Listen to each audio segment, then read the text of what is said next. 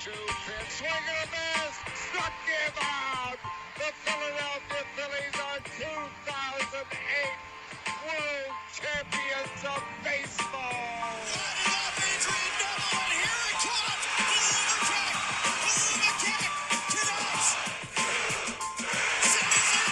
Philadelphia Eagles are Super Bowl champions. Eagles fans everywhere, this is for you. Alright, so quite some time has definitely passed since our last installment of Game Day. And for good reason, I don't want to overwhelm and, burn myself out, obviously, but there's a lot to cover. But also because I want to give myself time to properly do research into this. One of my main criticisms for sports journalism nowadays is that, a lot of it, a lot of these people aren't even backing up their facts. They're not looking into the details before, posting an article, or a lot of the analysts on TV go out spouting nonsense without even fact-checking stuff, A lot of them don't use stats to back things up. So, I like to take my time and, much like with content creating, I want to usually have a narrative for each episode to discuss, so, as we've seen in the previous episodes, the first one obviously was more, talking about a bunch of different stuff, but then the video following, the narrative was talking about the Nets. The next one was talking about Kevin Owens and Sami Zayn's rivalry in wrestling, so I like to have a good narrative, provide some interesting content so that there's something to follow straight through, because though I could talk about a variety of topics, I usually, for this section of the podcast, I want to usually focus on one general thing so I can give you, streamline, starting point, ending point, no branching off, And so that brings us to today's topic. Now, a lot of what's in today's topic is probably going to be a lot of old news. I mean, two of the stuff is more recent, but I'm a couple of days late on it. And then the other one is probably like a couple weeks, that have passed since it. So it's not hot topic as much, but I thought I'd throw it in there because I wanted to talk about, again, this is going to include three things, but it all follows a general narrative. The topic for today's Game Day episode: the future of Philadelphia sports. To me, the future of Philadelphia sports, it can simply be described as having many faces. There's a lot of ups and downs right now throughout the area of Philadelphia with it when it comes to its sports and especially its futures. To put it simply, there's the good future, the optimistic future, and the downright ugly future. So, getting right into it, the ugly. On May 12th, the Philadelphia 76ers were eliminated from the second round of the NBA playoffs in 6 games. After a season willed on the back of Joel Embiid's MVP-like season alone, the season ends on a disappointing note. Once again, injuries and underperformance are the downfall of the Sixers. With the news that Doc Rivers is coming back, the Philadelphia fan base is left asking, what's next? Where do we even go from here? To me, this offseason is going to rival the fateful 2019 offseason that the Sixers had. The offseason where Jimmy Butler walked while the Sixers kept Tobias Harris, Ben Simmons, and Brett Brown. Now, hindsight is 2020, but it's a decision that still to this day haunts this franchise. Because Tobias Harris has been the definition of inconsistent. Brett Brown was fired a year later, and we all know how the Ben Simmons saga unfolded. The Sixers would attempt to patch things up by hiring Doc Rivers and trading for James Harden. Seeing the playoffs this year, we see how that all unfolded. So the Sixers now face a difficult situation this offseason. First off, do they pay James Harden? Though flashes were shown, it is clear this is not the same James Harden that we've seen in years past, more specifically, Houston Harden. This new contract would see Harden signed till age 36 and 37 if it's the max deal. Do you really want to pay that money to a declining star and bet that he can reach his full form with time? But that's the issue here. I don't think this team has that time. They may have young players such as Tyrese Maxey and Matisse Thybulle, but Joel is already turning 28, or is 28, I believe. Now, a lot of people are like, that's pretty young. Even in terms of NBA, we're seeing guys play late into their 30s. That's not that bad, but why is it concerning? Well, with his injury history, there's no telling how long Embiid has left to play at this high level that he's playing at. 2 MVP-like seasons back to back, and that's obviously going to take a toll on the guy. So, and not only that, this man played through this playoff series injured. So this team can look to sign and trade for pieces, but it's obviously going to come at a cost, and it's going to come at the cost of certain players. And more importantly, you have to have in mind, like I said, this team doesn't have a lot of time, so it has to maximize the potential and really maximize the time of Joel Embiid that he still has left playing at this high level. Speaking of pieces that they can sign or trade, I don't expect this team to be able to trade Tobias Harris' contract without attaching a young piece to it, because of how this fan base is kind of turned on, because he can't do that well on offense compared to defense. I wouldn't be surprised if a young player with high potential such as Matisse Thybulle would be paired along with Tobias Harris in a trade, though it would suck losing such a great defensive player. That's the cost it's going to take to get off Tobias Harris' contract, because I can't see any team in the NBA willing to take it. Not even tanking teams such as the Thunder or even like Pistons would be willing to take that, without getting maybe something back from it. And even then, who can the Sixers trade to those tanking teams to get on their team that would help them out? Because sure, you can get some pretty young players for the future, but if your whole thing is win now while Joel is still at the high point of his career, you're going to need some experience. So who knows what kind of trades they can make there. Obviously, there's a lot of vets that they have on this team that they can let walk, and sign better options, But money is kind of tight. I don't know how much cap space they're going to have to make such drastic moves unless they unload all these certain contracts, like I'm saying, like Matisse Thybulle. And obviously there's the James Harden thing of what type of contract are they going to give him. Is James Harden going to be willing to take a salary-friendly contract knowing that he hasn't performed as well these past couple seasons and only shown flashes? The next big concern that I have, that obviously is, like I mentioned, coaching. Much like Steve Nash, Doc Rivers continuously got out-coached, not only in this series against the Heat, but multiple times throughout the season. And much like the Nets, the Sixers are still choosing to stick with this coach who got out-coached. To me, it's a baffling move that sets this team up for a future of failure. And mind you, expectations are different for this team. It doesn't matter if they get 50-plus wins when this team is not making it to the conference finals or above. A 50-plus win season is considered a failure when the coach cannot coach a better game in the playoffs when it matters the most. This is a team that's already gotten 50-plus wins. That is, that it can't get past that second round most of the time. And that's just unacceptable. That's always going to be considered failure because you're trying to improve from the years before.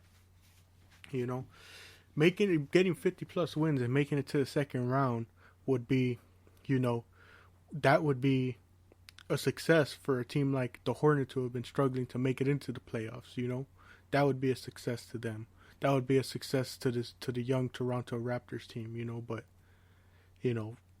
for the Sixers who have already been at that point and already had this, it's gonna be considered a failure when you can't get past that second round.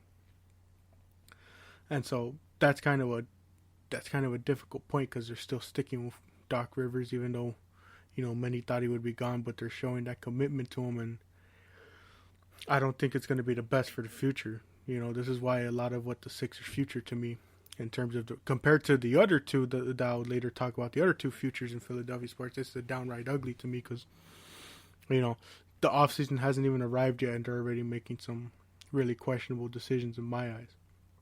As far as the offseason goes, the Sixers kind of need to surround this team with more pieces that can actually really step it up when it matters.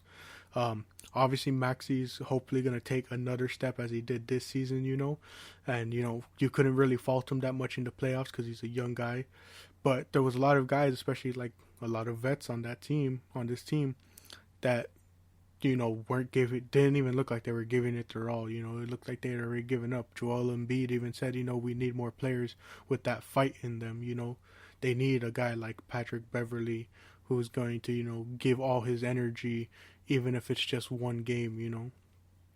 You need players like that to will your team. A team that can actually fight when they're facing elimination. A coach that, and this my issue, as many saw with Doc Rivers, you need a coach that doesn't have to ask his guys for energy, but instead instills it into them. I'm pretty sure plenty of you have seen the clips and memes of Doc Rivers in the huddle and people in the surrounding areas where it didn't sound like much, and it sounded like, I think someone even said there was a point where it was like he was asking them to give him the energy. And it's like, as a coach, you're supposed to instill that energy into your team. You're not supposed to be there begging them to give you, energy. That's like an artist going to a big performance like Coachella and having to beg the crowd to interact with them. It should be automatic that you're instilling that energy, that interaction with them. A lot of moves need to be done for the Sixers this offseason, and they have a long way to go. I think I referenced it in the first GameDay episode talking about pretenders and contenders.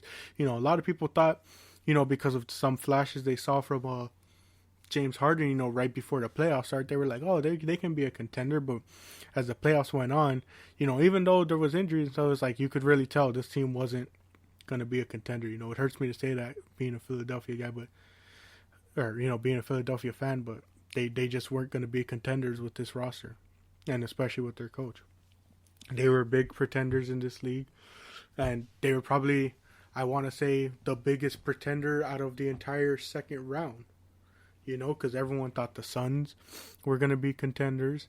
No, I wouldn't say because there's a middle tier, where it's like, they're not necessarily contenders or pretenders, so that I would throw the Mavs in there where a lot of people just didn't think, or I know King of the Fourth Quarter said, for them, their playoffs would have to be perfect for them to be in the contender status, and that was kind of true for the Mavs.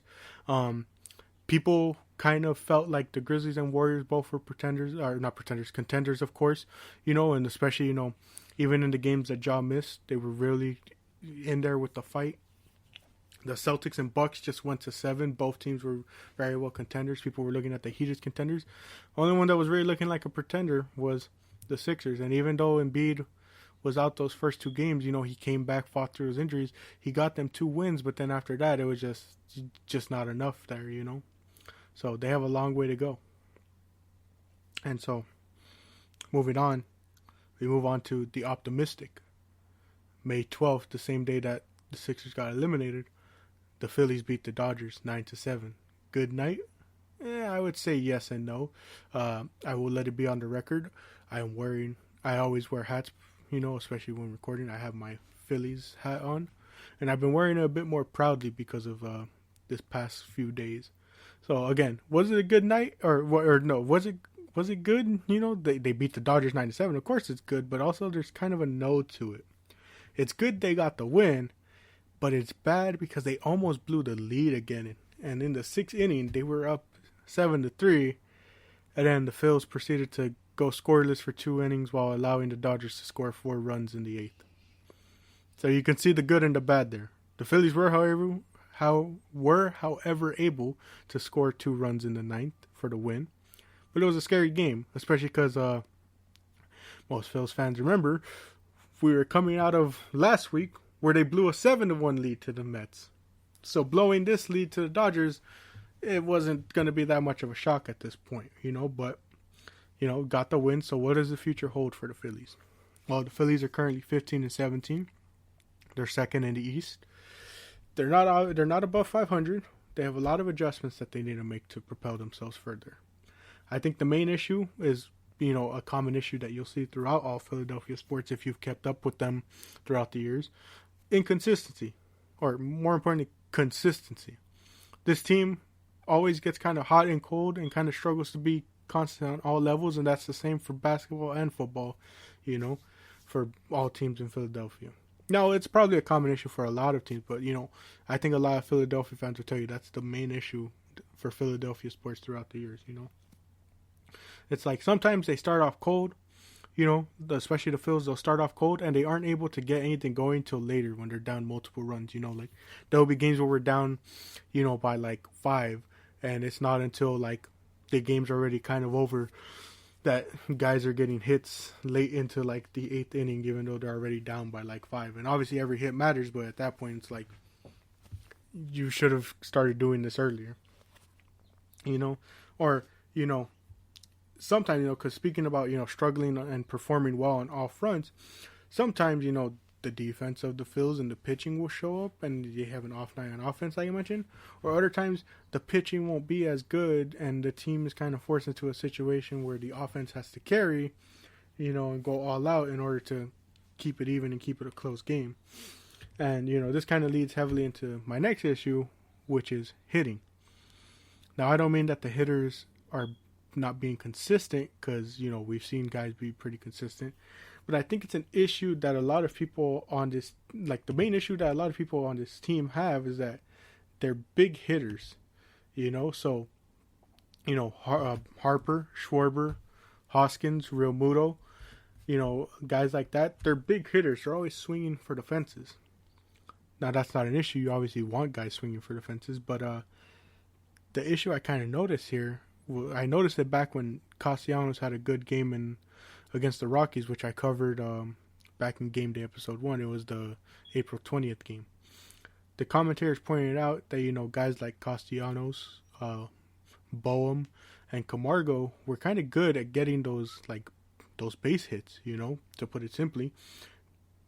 That they knew when and where to hit the ball in order to get them on a base or allow a runner to score from any of the bases. Like there was a lot of plays during that game where like Castellanos would hit it into left field, and get a base hit, and it was enough to allow some guy on second or third to get in home, And obviously that's a good mix to have, your heavy hitters and your base hitters, but and there's kind of a balance, but also I think there needs to be more balance in the sense that a lot of the big hitters like Harper, Schwarber, Hoskins, and Real Muto need to learn to take that hit, and not go for the big hit, because a lot of times they'll end up, striking out. Like there have been plenty of times with the Phils where I'm watching, I get frustrated because, a home run isn't what we need. There will be many times where, we have players on base and we just need at least one of them to get in, to get something on the board,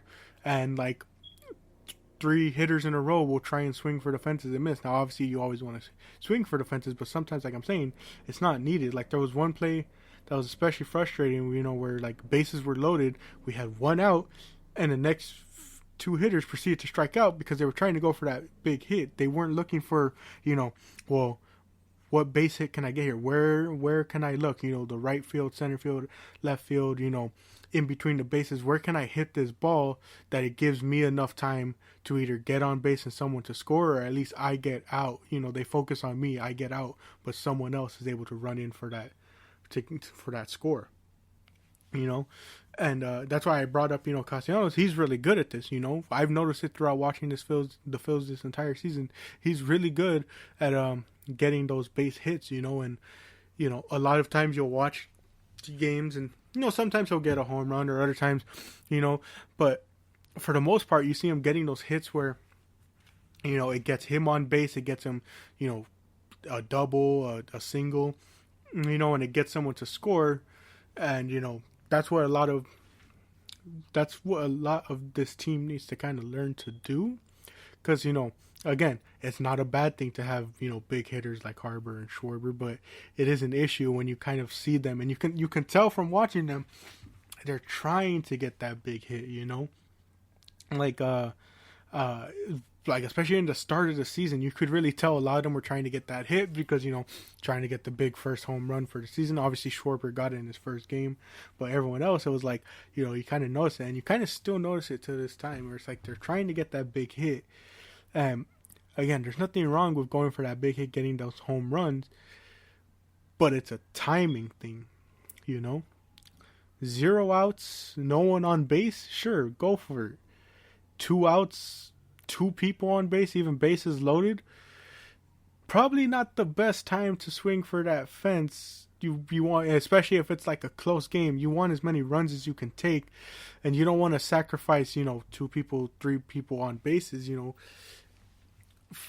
don't want to sacrifice at least 1 or 2 of those getting home for a score, for the hope of hitting a home run to get all 3, Would you rather take the chance, the low chance of hitting and getting the home run and getting 4 runs? Or would you rather take, a higher probability of getting a base hit and getting at least 1 or 2 of those before someone gets out? Or even get the chance that you and let's say the bases are loaded, 2 of them make it home, and then you and the other person are on bases, and that gives the next hitter a chance to get you and your other player on base, or to score, I think it's better to do that rather than to just swing for the fences every single time. And obviously, I expect those adjustments to be made. I expect a lot of these guys to notice that because, it's still very early on in the season. Which is why I have this labeled, the future of the Phillies is really optimistic for the rest of the season, They have a whole season to go. And they can make those adjustments and become more consistent as the season plays out. And we kind of saw this in the Dodgers series because, yes, there was another game where it almost looked like they were going to come back. But they took 3 of the 4 games. They couldn't get the sweep, but they got 3 of the 4 games off the Dodgers. That's really good. Me being an LA native, I've been walking, that's one thing that throws people off is the fact that they expect, my dad and I and our family to be from Philadelphia the way we root for all of them. But no, it's just kind of a thing of Philadelphia introduced us to all the sports. My dad, I think I might have explained on the podcast once, but my dad was introduced to baseball through the baby blue Philly uniforms and Mike Schmidt. He was introduced to the Sixers through Dr. J. And, the first football game he ever watched was the Super Bowl of the Raiders versus the Eagles. And for me, I'm a 2000s baby. So, growing up, whenever I was watching basketball, I saw Allen Iverson on the Sixers. I saw the 2008 Phillies. And then more specifically after that, oh my gosh, why am I blanking on his name? I feel so bad. My goodness, okay. Roy Halladay. Roy Halladay was the pitcher I got to watch growing up. From playing for the Phillies, RIP. I really enjoyed watching Halladay pitch. And then for the Eagles, who didn't I get to see, dude? I got to see McNabb, Deshaun Jackson, Michael Vick, Brian Westbrook, LaShawn McCoy. And then obviously later on, I got to see Nick Foles, Fletcher Cox, Malcolm Jenkins, So I got to see a lot, those were the ones that introduced me and made me a fan, It wasn't just, my dad goes here. And it's like, I got to see players like that as well, like he did, that made me a fan of them, And getting back to the main point, obviously. So, it's been funny to walk around LA, wearing my Phillies hat, wearing my Phillies jersey, because I can now, they just beat the Dodgers in 3 of the 4 games, and they're probably going to play again, and here's to hoping they keep it up. But, it's very optimistic for the Phillies, and it's not only optimistic for this season, but even the coming seasons. They just got a couple issues to sort out. Obviously, a big issue is the bullpen still, that I'm hoping they invest more money into, especially either at the trade deadline or after this off season. It does pain me to say that maybe it's time to move on from Aaron Nola, just because I've taken a look at his stats, like his past starts this couple season, and it's not looked too pretty. He did pretty well in the opener, and I mentioned that, he did pretty good in the opener, but I don't know. I looked at his stats, and I was like, ooh,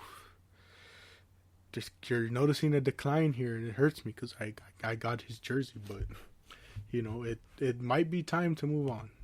There's a lot of changes they can make, but again, optimistic because there's a lot to look forward to. And that kind of leads into my next point. So we're looking at the good of Philadelphia sports future, the Philadelphia Eagles. Now, this is crazy to say considering the season we just had, where there was so many ups and downs, a lot of injuries, and they just weren't looking good. And even the previous season, our previous season, that was the only exception. We did kind of bad last year. We kind of overperformed, I want to say. Like, a lot of people didn't even expect us to make the playoffs, especially after the previous year. But also, based off of what happened in the early season, no one really thought things would go well. And, being a Philadelphia sports fan, I've always lived by one rule. I've sworn myself to live by one rule.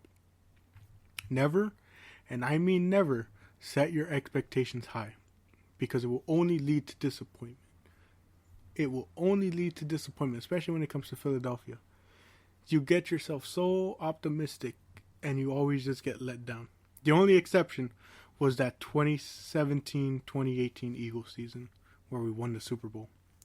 And that's because even heading into those playoffs, you still had faith in the rest of that team, because the whole mantra that entire season was the next man up. Anytime injuries happened, the next man stepped up. That was the bread and butter of that season. And, a lot of people doubted. I remember, I called the Eagles underdogs heading into the Super Bowl, and one of my teachers at the school was like, "You can't call them underdogs. I would underdogs, and a miracle is more like Minnesota winning that game against the Saints." But I explained to them and other teachers, I was like, they were the 1 seed, and people were expecting them to lose to the Falcons at home. They were expected to lose at home to the Falcons because they didn't have Carson Wentz, who was having an MVP-like season, and Nick Foles didn't look that good in those final games. But I was like, you're counting them out. They're the number 1 seed. They've lived by the mantra of, next man up. People keep expecting them to lose. They were expected to lose to the Vikings after that, and then they were expected to lose to the Patriots. It was like, of course I was going to consider them underdogs, That was the only time I set my expectations high. I was like, no, they're going to keep going game after game. After seeing the Falcons, I was like, nah, they got this against the Vikings. What happened? Blowout. And then we get into the shootout with the Patriots, and still to the final moments, I was like, no, they're going to do this. You never count out Tom Brady, but they're going to do this because it's always not only next man up, but someone always steps up when it matters most, i.e., boom, Brandon Graham strip sack on Tom Brady, And not only that, but everyone performed well, But that's the only exception I ever made. And so you're probably looking and going, well, you just said this is the good of Philadelphia sports. Yeah, because I'm making an exception again, and that exception is going to be for this season. But it's not like I'm not saying, the Eagles are going to win the Super Bowl this year. Obviously every fan hopes that, but that's not what I mean by having high expectations. So let me just get into the details, because there's just so much to be excited about with the Eagles' future. They have 2 first-round picks next year. And, it's something I always say. The Eagles, I think they have the Saints pick and their own pick next year.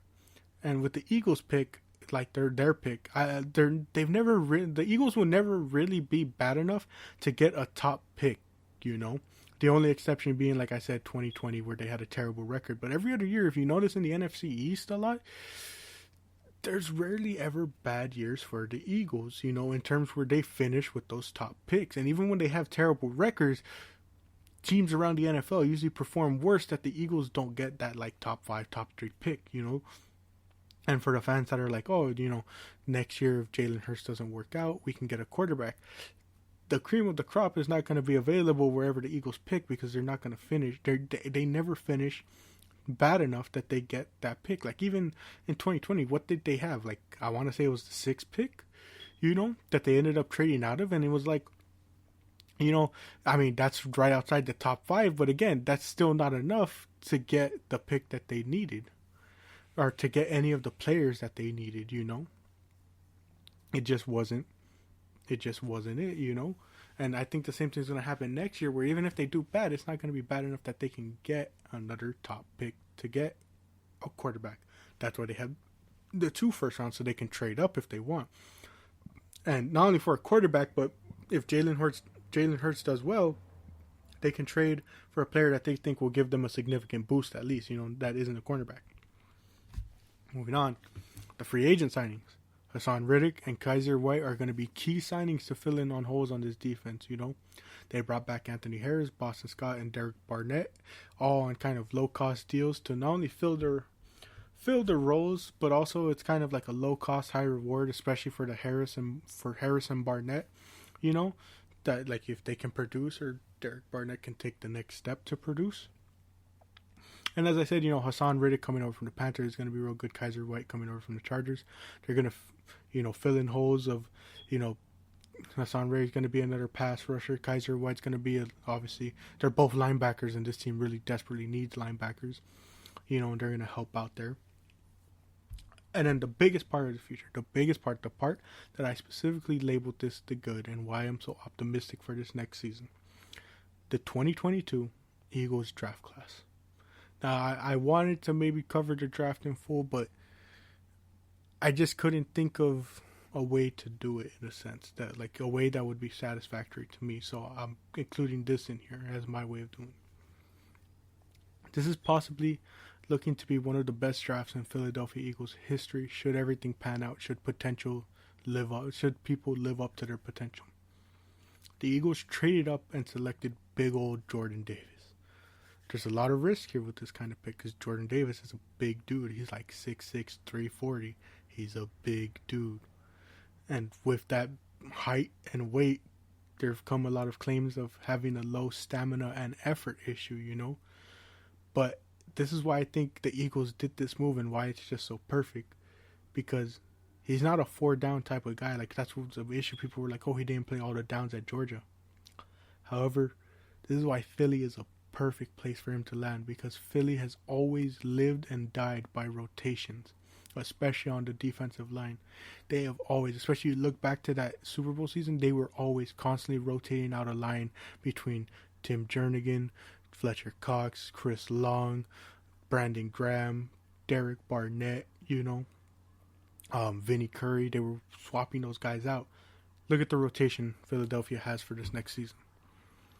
Fletcher Cox, Javon Hargrave, Milton Williams, Jordan Davis. That's only the defensive tackles.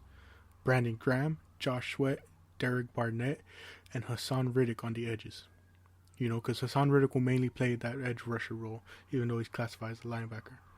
With that rotation, you do not need Jordan Davis to play every single down, And if the rumors are true that the Eagles might move on from Fletcher Cox after the season, then there's still plenty of rotation space, because you're still going to have Hargrave, you're still going to have Milton Williams, and you're still going to have Jordan Davis, and hopefully by that time, Davis's stamina issue is kind of solved by slimming him down a bit, putting him through more stamina regimens, means that he can play more downs and step it up when that time comes, when a lot of the vets age out of the roster, But, with that rotation, you don't have to play him 4 downs, and you can use him at key points, You can precisely pick and choose when you want to play him. Another issue, though, was people were like, Davis's play at Georgia was only that good because he had, Kubbi Dean behind him opening up that space. We'll get to that later. Second round pick, Cam Jurgens.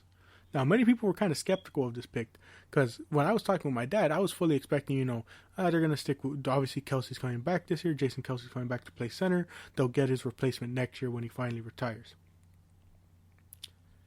Nope. With the approval of Jason Kelsey, the Eagles drafted his replacement now, but it's not the whole thing of he's going to replace him now, obviously. First off, Jason Kelsey fully approving this pick should solidify this as a good pick in the eyes of the fans, because he watched Jurgens and said he looks like, he sees a lot of him in Jurgens,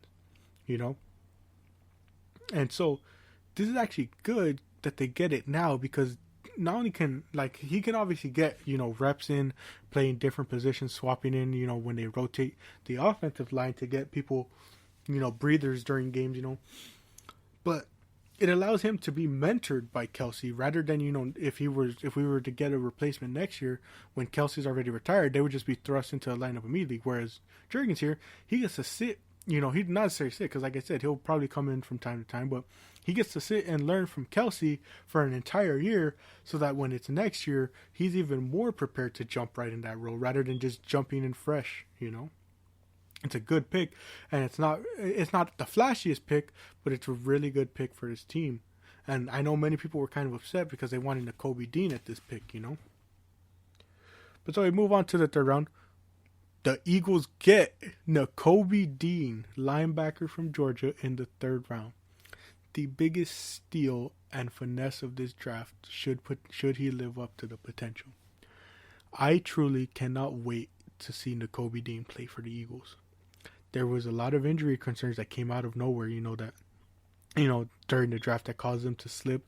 But from the man himself, he said he consulted with the doctors, and every single doctor was telling him he's healthy, ready to go. He does not need no surgery. So whoever put that information out, I joked around with my dad. I'm like, man, Howie Roseman must have tipped off all the other GMs to kind of he masterminded this and had this prepared, because no one, even Kubbi himself was saying he doesn't know where this information came from. But so going back to the point, Jordan Davis' play only benefited from the Kubbi Dean opening space for him.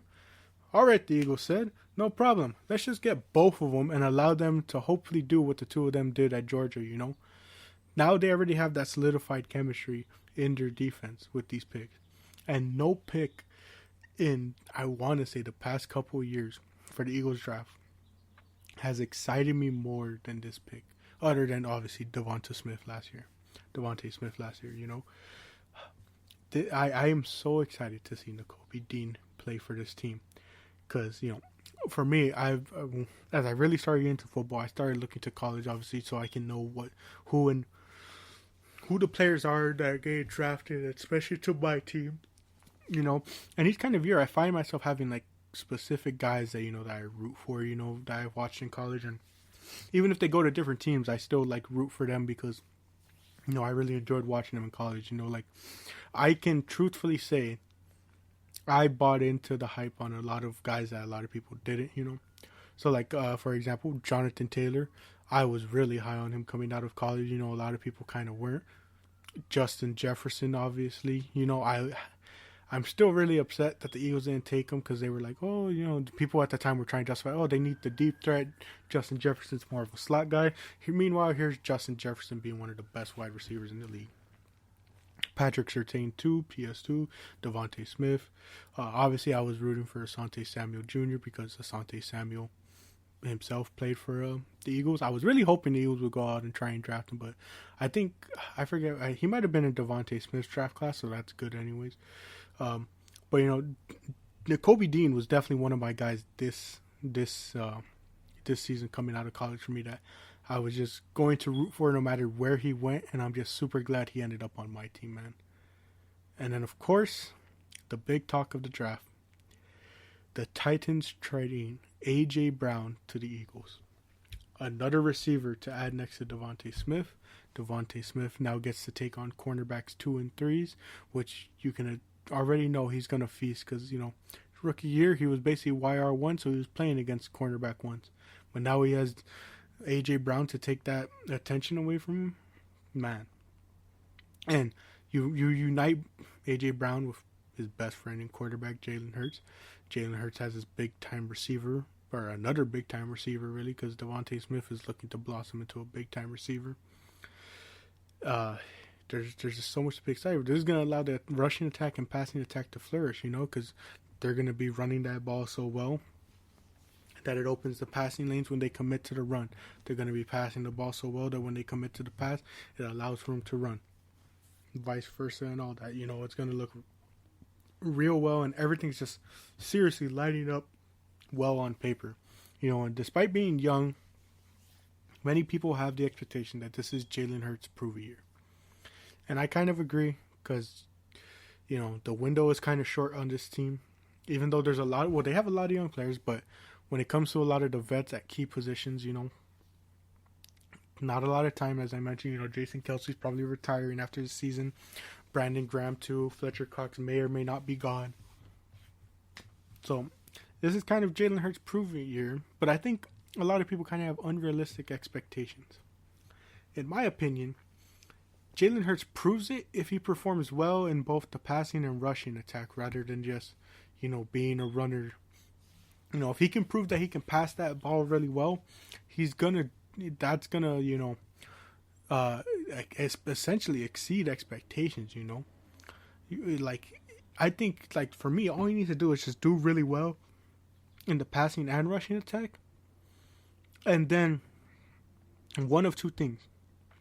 either get us a win, get us in the playoffs and get us a wild card win, or at least perform well enough in a close loss in the wild card round. And I only mentioned the wild card win because, we got to the wild card last year, and I mentioned, losing in a close loss because, we lost to the Bucks pretty badly, but, this season, if it's a loss, but like it was really close and he still performed really well enough in that close kind of loss, I think you justify bringing him back. Or, if he gets the wild card win and then loses, in a well fought effort in the divisional, it's still enough, that you can argue to bring him back, and that kind of proves that he's making those developments and strides into becoming a better quarterback, But, so, I mentioned the wild card win.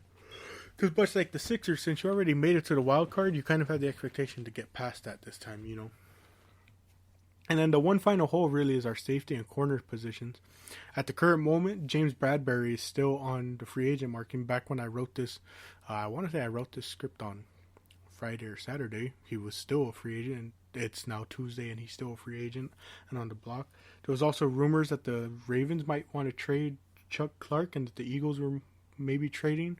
Or like there was a rumor that there was talks of them trading Jalen Reagor and probably other assets for Chuck Clark.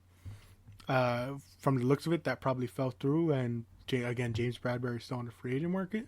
I'm hoping these roles can be filled because it will make the season even more optimistic and it will make the future of this team look still real good. But at the current moment, things are still looking good, and when it comes to the overall future of Philadelphia sports, it is a wild and unpredictable one, and that's really how it's always going to be. You never know what you're going to get with Philly, and that's kind of what I love about being a fan of it. There's highs and lows throughout it all, and I just always kind of enjoy it, But even with the uncertainty of the good and the bad, it's always a journey that I'm excited to watch unfold. I am excited for a lot of the Philadelphia sports future. I'm very worried, obviously, for the Sixers. But I'm always here for the ride. I've been here through their lowest moments. I was here during the process. I was here during the Chip Kelly days. I've been here this entire time that the Phillies have been in the playoff drought, man. I know what the highs and lows look like. Man, I was here when we lost. Man, I was here. You guys should be lucky we didn't have game day last year, because I would have been going off when the Sixers lost to the Hawks, and I would have been going off when the Phillies couldn't win. I think it was like they needed to win like 5 or 6 games in the closing stretch last season to make the playoffs, and they just couldn't get it through. But as always, like I said, it's wild and unpredictable, and I'm always going to be excited to watch it unfold. Thank you all for joining us for another episode of Game Day. And as always, remember, many things in this life may seem impossible, but if you fight for your dreams will fight for you.